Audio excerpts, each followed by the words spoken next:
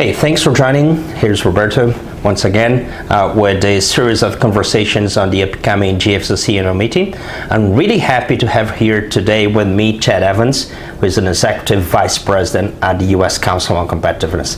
Thanks for joining, Chad. Sure thing, my pleasure. Yeah, really. So, Chad, we've been working together for several years, and we did that in a bilateral basis in the past. And you do a lot of things related to innovation.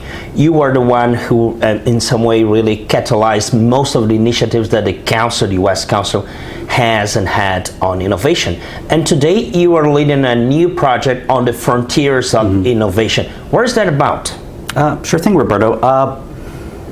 The Exploring Innovation Frontiers Initiative really is, in some sense, a reawakening in this country, the United States, about why innovation matters and what's driving innovation. As you know, over 10 years ago, we launched something called Innovate America, which was the first ever private sector innovation agenda for this country. It was led at the time by the CEO of IBM and 20 other CEOs who really made the case that investments in innovation, infrastructure, talent, and technology were going to be critical for the United States to outcompete in the 21st century.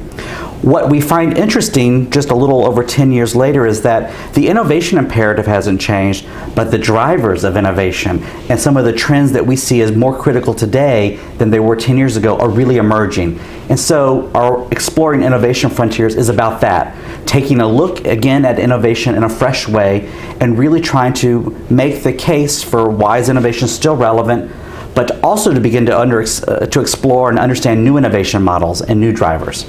And as you have mentioned that, which are, let's say, some of the technologies that are emerging that you are focusing in that initiative, and what are some of the new innovation models? Yeah, I would say actually, I don't know yet what the new technologies are. What I can say is that we have a group of nearly 50 chief technology officers with whom we've been working over the past decade, and they're making the case for a whole range of capabilities that are critical for future competitiveness.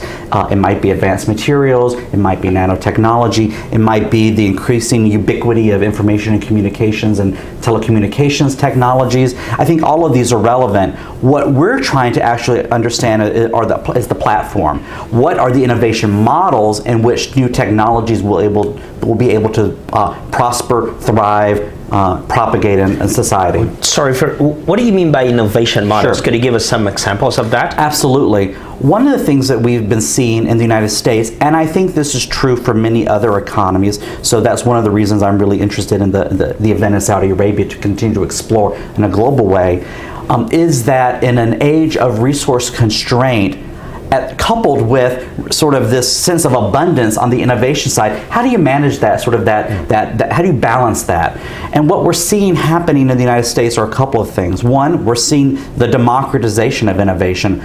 A young scientist today, she can actually create in a lab in her home or in her garage with the use of 3D printers or low-cost centrifuges, she can actually do something that she was not able to do 5, 10, 15, or 20 years ago. She would have had to have gone to Bell Labs or to one of them national laboratories or to GE's research center. It's not that she won't go there in the future, yes, but she now, for the first time, has new tools at her fingertips that will enable her to really innovate. And that asymmetry, that disruptive capability is something that we're really interested in because it means a lot for large companies, it means a lot for small and medium-sized firms, it definitely means something for universities who are training the next generation of talent.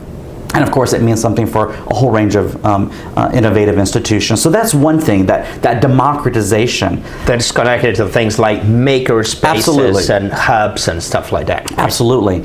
And the other thing that we're trying to explore is, I would call it the systematization of innovation. So what do I mean by that? What we see emerging are the first attempts to actually apply the methods of science to the innovation process itself. So we're seeing things like the tools and techniques of randomized controlled trials that you might see in a pharmaceutical industry actually being applied to things like public-private partnerships. And we know public-private partnerships are increasingly important because of the point I made earlier around the need for new resources, challenges and opportunities are global in scope, they're large, they're multidisciplinary, they're technologically complex, they're nonlinear, and so no one organization can deal in that space. So we're having to create these bridging institutions.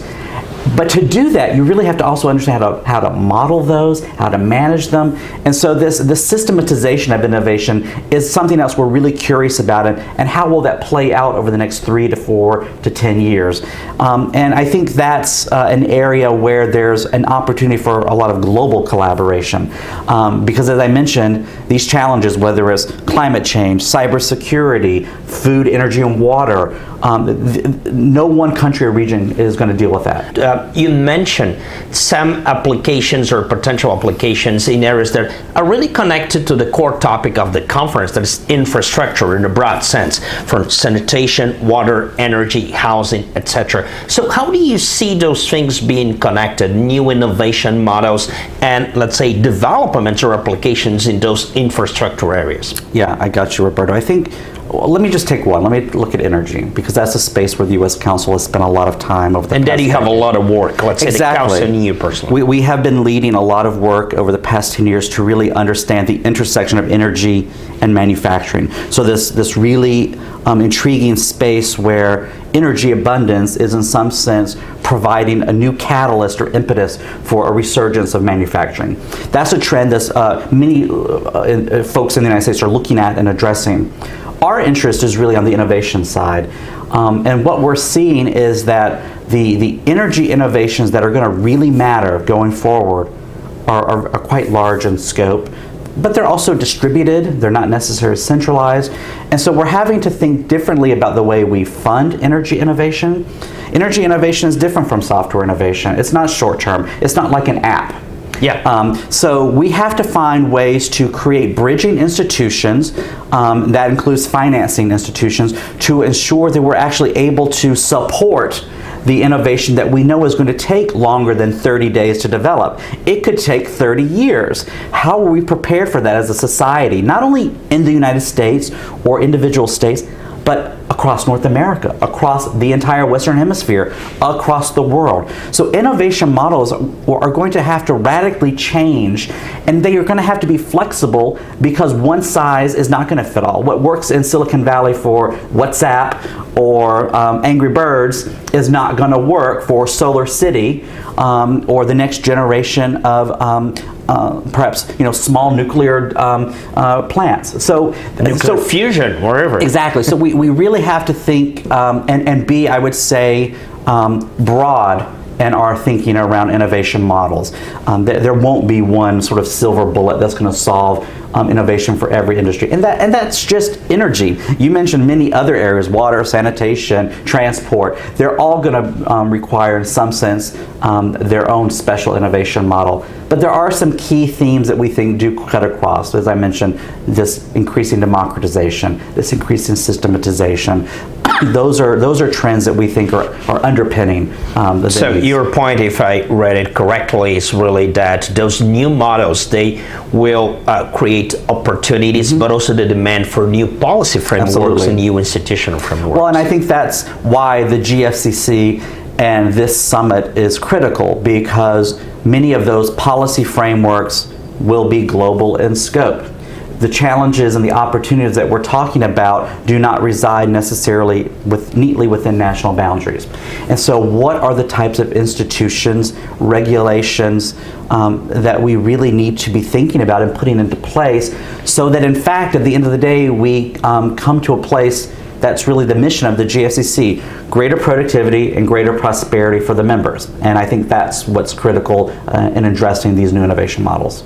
Just for us to finish this chat, you'll be moderating one of the key sessions in our upcoming annual meeting. Let's say really exploring, or having CEOs and CTOs exploring new or emerging technologies and innovation models. What are some of the issues that you are thinking about exploring that conversation? Well, I mentioned things like nonlinearity in the technology space. I think the other, so I want to explore that. I want to understand either self-disruption within firms or industries or the disruption that comes from outside. I think that's really interesting because I think the role of a CEO or CTO is increasingly about balancing that disruption and really managing that disruption if they can. Another issue that I'm really interested in is velocity. We know that the pace of innovation continues to accelerate and increase. And there is a really heated international debate around things like intellectual property rights. Do intellectual property rights matter as much in an increasingly accelerating world as they did 5, 10, 50 years ago? Or 100 years ago. Or 100 years ago. I think the judgment is still out on that. And again, I also think it's going to depend upon industry. So those are some of the types of issues I'd like to explore in the conversation that we're going to be having in Jeddah. Chad, thank you so much for the opportunity to have you here today, and I really look forward to working with you in Saudi Arabia. Great, thanks Roberto. Yeah, thanks for joining.